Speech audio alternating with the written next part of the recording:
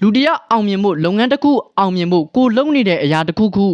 လူသိများဖို့အတွက်ဆိုရင်ဗလိန်ခံနိုင်မှရပါလိမ့်မယ်အဓိကမရက်တန့်လိုက်ပဲနဲ့ consistent ရှိဆက်သွားဖို့ပဲလိုအပ်တာပါအားလုံးပဲမင်္ဂလာပါဒီနေ့မှာတော့ဆရာပြေခိုင်ရေးထားတဲ့ရှစ်တလန်တို့ပြီးဥဆောင်လိုက်ပါဆိုတဲ့စာအုပ်ရဲ့အပိုင်း2ကိုပြောပြပေးပါမယ်အပိုင်း1မှာတော့ပထမတစ်ပိုင်းဖြစ်တဲ့မိမိကိုယ်ကိုစတင်ပြောင်းလဲခြင်းနဲ့အောင်မြင်မှုနဲ့ဘဝကြီးပျော်ရွှင်မှုအကြောင်းအရာလေးတွေကိုပြောပြခဲ့ပါတယ်အကယ်လို့အဲ့ဒါကိုမကြည့်ရသေးရင်လည်းဒီဗီဒီယိုရဲ့ description မှာလင်းလေးချပေးထားပါမယ်အခုအပိုင်းမှာတော့နောက်3ပိုင်းဖြစ်တဲ့ business money leadership relationship နဲ့ NLP အကြောင်းအရာတွေကိုပြပြပေးသွားမှာပဲဖြစ်ပါတယ်စီးပွားရေးသမားတိုင်းမှာ problem solving skill ရှိဖို့လိုအပ်ပါတယ်ဘလို့ပြဿနာလဲဆိုတော့လူတွေရဲ့ပြဿနာပါကျွန်တော်တို့ကြုံတွေ့နေရတဲ့အခက်အခဲတွေပြဿနာတွေကိုဖြေရှင်းနိုင်မယ်ဆိုရင်စီးပွားရေးလုပ်ငန်းစလုပ်လို့ရပါပြီတဲ့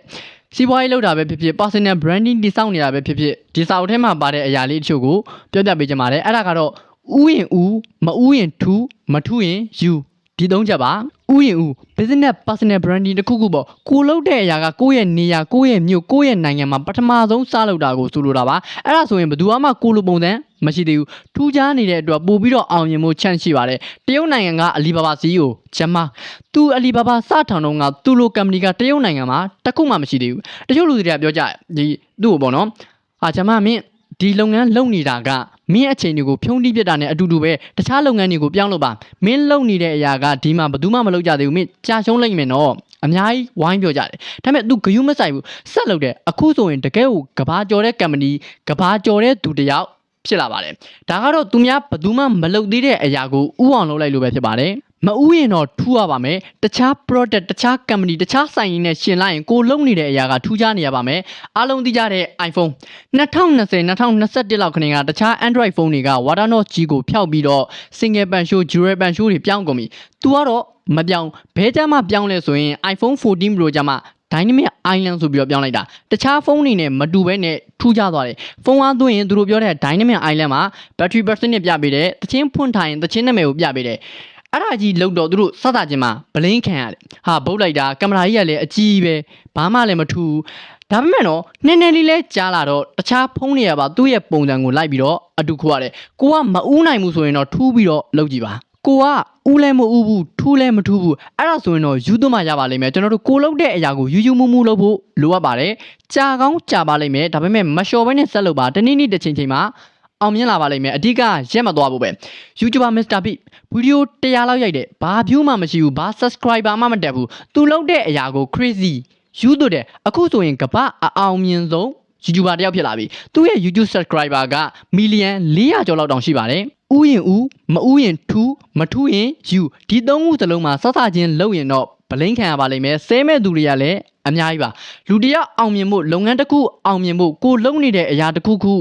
ုလူသိများဖို့အတွက်ဆိုရင်ဗလိန်ခံနိုင်မှရပါလိမ့်မယ်အဓိကမရက်တန့်လိုက်ပဲနဲ့ consistent ရှိဆက်သွားဖို့ပဲလိုအပ်တာပါစီးပွားရေးလေးပြောပြီးသွားပြီဆိုတော့လုပ်ငန်းထဲမှာဝန်ထမ်းတွေအယောင်သမားတွေရှိထားတဲ့အရာလေးတွေကိုပြောပြချင်ပါတယ် sale equal income ဈေးရောင်းတာကဝင်ငွေတစ်ခုပါတဲ့ sale equal service ဈေးရောင်းတာက service ပေးတာလုပ်ငန်းတိုင်းမှာ customer service ကောင်းဖို့လိုအပ်ပါတယ်ကျွန်တော်တို့ကိုယ့်ရဲ့ဖောက်တယ်ကိုဘယ်လိုမျိုးဂရုစိုက်မလဲဆိုင်ကိုလာလို့ရေဘူးလေးတစ်ဘူးချပေးတာမျိုးချိုးချင်ဘူးလေးချပေးတာမျိုးအဲ့လိုမျိုး customer service ကောင်းတဲ့ဆိုင်တွေဆိုရင်မိတ်ဆွေတို့လည်းအမြဲတမ်းသွားပြတယ်မလားပတ်စံနည်းနည်းလောက်များနေရင်တော့မှအဲ့လိုမျိုးကောင်းတဲ့ဆိုင်တွေကိုပဲဝင်ကြတာပါ customer service ကောင်းဖို့ဆိုရင်လည်း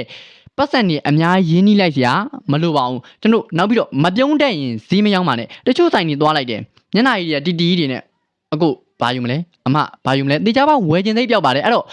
အယောင်သမားတိုင်းမှာပြုံးနေဖို့မျက်နှာလေးချိုးနေဖို့လိုအပ်ပါတယ်ခေါင်းဆောင်တွေလိုက်နာရမယ့်အချက်လေးတွေကိုပြောပြချင်ပါတယ်ချစ်ဖို့ဘာချစ်ဖို့လဲဆိုတော့ဝန်ထမ်းတွေကိုချစ်ဖို့ပါကိုယ့်ရဲ့လက်အောက်ငယ်သားတွေကိုချစ်ဖို့လိုအပ်ပါတယ်အဲ့လိုလုပ်ငန်းရဲ့တင်းတစ်ခုလုံးက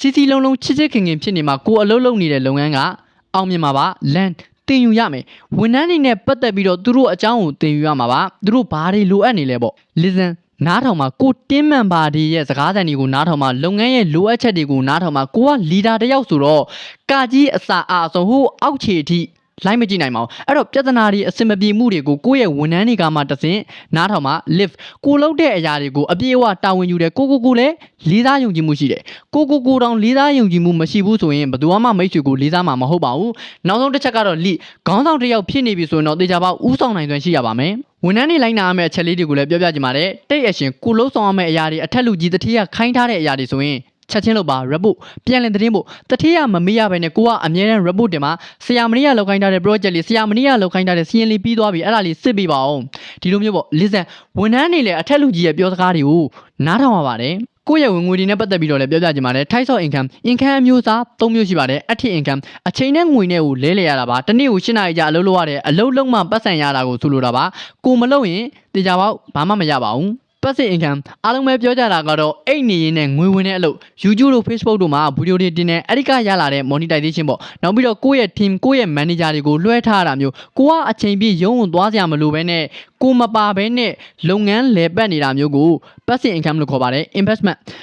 ငွေကြေးရင်းနှီးမြှုပ်နှံမှုပါမြေဝယ်ထားတာမျိုးဖြစ်စီတခြားလုပ်ငန်းတစ်ခုခုမှာ invest လုပ်ထားတာမျိုးဖြစ်စီပေါ့နော် passive income နဲ့ investment တွေရှိပြီဆိုလို့ရှိရင် financial freedom လို့ခေါ်တဲ့ငွေကြေးလွတ်မြောက်မှုကိုရရှိမှာပဲဖြစ်ပါတယ်ကျွန်တော်တို့ရဲ့ငွေတွေကိုဘယ်လိုမျိုး manage လုပ်ရမလဲငွေရှာရတာခက်လိုက်တာမကြီးပါနဲ့နှုတ်ကအမြဲတမ်းမရှိဘူးလို့ညှိနေရင်ကြာရင်တကယ်မရှိပဲဖြစ်လာတတ်ပါတယ်နောက်ပြီးကိုယ့်ရဲ့ဝင်ငွေတွေပတ်စံတွေကို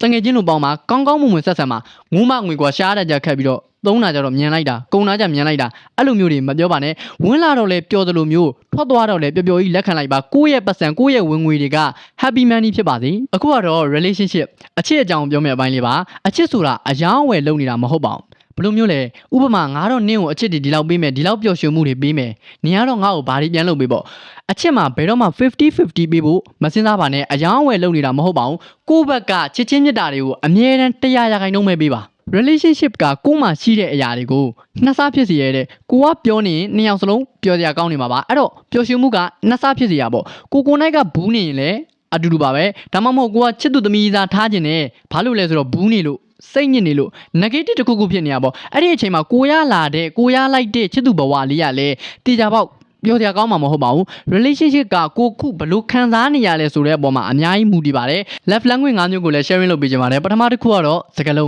းကိုချစ်ရတဲ့သူတစ်ယောက်နဲ့ခင်မင်ရင်းနှီးမှုရကျင်နေဆိုရင်ကျွန်တော်တို့စကားလုံးလေးတွေကိုအသုံးပြုရတယ်စကားလုံးတွေအသက်အရေးကြီးတယ်နော်လှဖို့လည်းလိုအပ်တယ်ချိုးသားနေဖို့လည်းလိုအပ်ပါတယ်အဲ့ဒါမှလည်းကျွန်တော်တို့ကခင်မင်ရင်းနှီးမှုရမှာပါချစ်သူရှိတဲ့ဆိုရင်လည်းစကားလုံးလှလေးတွေကလိုအပ်နေသေးတာပဲအဲ့ဒါကြောင့်လဲကိုမောင်ပူတူသေးလေးခေါင်းနေကြတာပါဒုတိယတစ်ခုကတော့လက်ဆောင်မှာကျွန်တော်ကိုယ့်ရဲ့ကောင်မလေးကိုယ့်ရဲ့ဇနီးကဘာကြိုက်တယ်လဲကိုယ့်ရဲ့ crush လေးကဘာကြိုက်တယ်လဲအဲ့လိုသူတို့ကြိုက်တဲ့အရာလေးတွေလက်ဆောင်ပြီးရင်ပျော်ကြတယ်သူတို့ကိုပျော်ထားတယ်အဲ့တော့ကိုလည်းပျော်ရတယ်ကျွန်တော်တို့ရဲ့အချစ်တွေလည်းတိုးပွားစေတာပေါ့နောက်ထပ်တစ်ခုကကျတော့စားဖိသူတို့ကြိုက်တာလေးတွေလိုက်လုပ်ပေးတာသူတို့သွားခြင်းတဲ့နေရာလေးလိုက်ပို့ပေးတာသူတို့စားခြင်းတာလေးလိုက်ဝယ်ကြတာဒါတွေကစားဖိပေးနေရပဲဖြစ်ပါတယ်နောက်တစ်ခုကကျတော့အတူတူအချိန်ကုန်ဆုံးခြင်းဒါကလည်းနံပါတ်3အချက်နဲ့နည်းနည်းတူပါတယ်သူနဲ့အတူကောင်းမွန်တဲ့အချိန်လေးတွေကိုကုန်ဆုံးစေတာရုပ်ရှင်အတူတူကြည့်တာဗီဒီယိုကောပြောတာအဲ့လိုမျိုး quality time လေးတွေကိုဖန်တီးပါနောက်ဆုံးတစ်ချက်ကတော့အထီးအတွေ့ဒါကတော့ချစ်သူအစင်ပေါ့နော်ကျွန်တော်တို့လက်လေးကန်ရတာပါးလေးကိုနမ်းရတာဒီလိုမျိုးနူးညံ့တဲ့အထီးအတွေ့လေးတွေကိုပြောတာပါအခုပြောခဲ့တာလေးတွေကတော့ love language 5မျိုးပါဒီထဲကကိုချစ်သူကိုရဲ့အိမ်တော်မက်ကဘယ်လိုမျိုးအရာလေးတွေကိုပို့ပြီးနှစ်သက်လဲအများကြီးမဟုတ်ပါဘူးနှစ်ခုလောက်ပါပဲအဓိကအဲ့ဒီနှစ်ခုကိုလုပ်ပြီးရင်ကိုမိတ်ဆွေတို့ရဲ့ relationship က healthy relationship လေးဖြစ်မှာပါချစ်တယ်လို့ပြောဖို့လည်းမရှက်ပါနဲ့ဘေးကလူတွေရှိရင်လည်းအရင်ဂယုစိုက်စရာတော့မလိုပါဘူးဒါပေမဲ့တငယ်ချင်းတွေကြပြောမိရင်တော့ချွတ်သူတွေဆိုလို့ရှိရင်ပြောင်းကြရလေသူတို့မှမရှိတာဘလို့ပဲဖြစ်ပါချစ်တယ်ဆိုတဲ့စကားလေးကိုအမြဲတမ်းပြောပေးဖို့လိုအပ်ပါတယ်ဖိုတန်းနဲ့မားတက်ကယောက်ျားလေးရောမိန်းကလေးရောရှိပါတယ်ဖိုတန်းမလို့ယောက်ျားလေးပဲဖြစ်ရမယ်မဟုတ်တလို့မားတက်မလို့လည်းမိန်းကလေးပဲဖြစ်ရမယ်မဟုတ်ပါဘူးယောက်ျားလေးလည်းမားတက်များနေနိုင်တယ်လို့ပဲမိန်းကလေးလည်းဖိုတန်းများနေနိုင်ပါတယ်ဖိုတန်းရှိတဲ့သူတွေအများစုကတော့ယောက်ျားလေးတွေပေါ့နော်သူတို့မကြိုက်တဲ့စီသုံးလုံးကိုပြောပြပေးပါမယ် control သူတို့ကိုလိုက်ပြီးထိန်းချုပ်နေတာကိုမကြိုက်ကြပါဘူးဟိုဟာသွားပြန်ပြီးဒါလုပ်ပြန်ပြီးအဲ့လိုလိုက်ပြီးချုပ်ချယ်နေတာကိုမကြိုက်ပါဘူး criticize ဝေဖန်တာနင်လုပ်တဲ့ဟာကြီးကလည်းဘလူးကြီးပါဟာ negative ဘက်ကနေပြောတာပေါ့ close တကားပိတ်သွားတာတဏှာတစ်ခုခုဖြစ်ပြီဆိုရင်ဘာမှမပြောတော့ဘူးအခန်းတကားကိုပိတ်လိုက်တာဖုန်းကိုဆက်ပိတ်ထားတာဒါတွေကိုမကြိုက်ပါဘူးမားတဲ့ရှိတဲ့သူတွေမိန်းကလေးတွေမကြိုက်တဲ့ယူသုံးလုံးကိုလည်းပြောပြပေးပါမယ် unseen မမြင်ရမတွေ့ရတာကိုသူတို့မကြိုက်ပါဘူးသူတို့ကိုလည်းဂယုတစိုက်ကြည့်ပေးပါလက်သေးလေးလှုပ်လာတယ်သပင်းလေးညက်လာတယ်အဲ့လိုအချိန်တွေဆိုရင်ဟာလားချစ်လေးလက်သေးလေးလှုပ်လာတာလားအဲ့လိုမျိုးပေါ့နော်သူတို့ကအရေးပြရင်လည်းအကောင်မြင်မှာသပင်လေးတွေဗာလေးတွေခါပြနေတယ်ဆိုရင်သပင်နဲ့ပတ်သက်ပြီးတခုခုလှုပ်လာတာပေါ့နော်နောက်တစ်ခုကတော့ MC နှွေးထွေးလုံခြုံမှုမရှိဘူးလို့ခံစားရတာသူတို့ကို take care လုပ်ပေးတာသဘောကျပါတယ် and understood နားမလဲသူတို့ပြုမှုတာဒီစကားကအင်္ဂလိပ်စာမှာတော့မရှိပါဘူးနားလဲအောင်ရေးပေးထားတာပါတဲ့သူတို့ရဲ့စိတ်ကိုနားမလဲသူတို့ပြုမှုတာကိုမကြိုက်ကြပါဘူး နောက်ဆုံးပိုင်းလေးကိုရောက်လာပါပြီ NLP အကြောင်းလေးပါ NLP ရဲ့အခြေကောက်က Neo Linguistic Programming မှာ1980ဝန်းကျင်လောက်ကပေါ်ပေါက်လာတဲ့အသုံးချစိတ်ပညာဘာသာရပ်တစ်ခုပဲဖြစ်ပါတယ်ဖန်တီးခဲ့တဲ့သူနှစ်ဦးကတော့ဒေါက်တာ Richard Bandler နဲ့ Jim Crider ပဲဖြစ်ပါတယ်အလွယ်ပြောရရင်တော့ Neo ဆိုတာကစိတ် Linguistic ကနှုတ် Programming က habit အလေးအကျင့်မှာအားလုံးကိုခြုံပြောရမယ်ဆိုရင်ကိုနှုတ်စိတ်သုံးပါးကိုအသုံးပြုပြီးတော့အလေးအကျင့်ကောင်းများဖန်တီးခြင်းလို့အဓိပ္ပာယ်ရပါတယ်ဒီပညာရက်ကတကယ်ကိုအသုံးချရင်ချတတ်တယ်လို့ကျွန်တော်တို့ဘဝအတွက်အများကြီးအထောက်အကူဖြစ်စေပါတယ်သင်တန်းတွေလည်းအများကြီးရှိပါတယ်ဒီစောက်ကိုရေးတဲ့ဆရာပြေခိုင်းတို့ဆရာနိုင်ဝန်းအောင်တို့ပေါ့နော်သင်တန်းမတက်ဖင်းနေတော့မှအသုံးပြုလို့ရပါတယ် YouTube တို့ဘာတို့မှာရှားကြည့်ရင်တွေ့နိုင်ပါတယ်ဒီနေရာလေးမှာပဲဗီဒီယိုလေးကိုအဆုံးသတ်ချင်ပါတယ်ဒီစာအုပ်ထဲကအကြောင်းအရာတော်တော်များများကိုပြောပြခဲ့ခြင်းဖြစ်ပါတယ်မိတ်ဆွေတို့အတွက်လည်းအကျိုးရှိမယ်လို့မျှော်လင့်ပါတယ်စာအုပ်ကိုဖတ်ဖို့တယ်ဆိုရင်လည်းကိုရလိုက်တဲ့ဗဟုသုတလေးတွေကို